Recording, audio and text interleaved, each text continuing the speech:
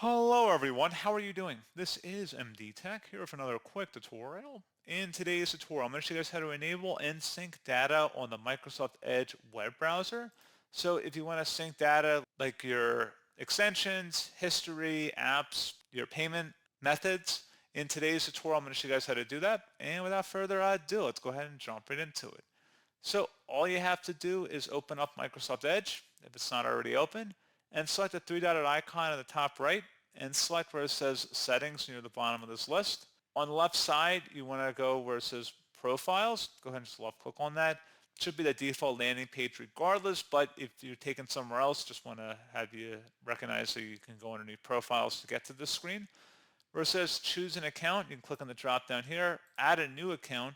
So if you have a Microsoft account, for example, you can go ahead and add that right there by just selecting add a profile. You could do that too. The little plus button to add a profile in here. And then you could sign in to your Microsoft account to sync the data.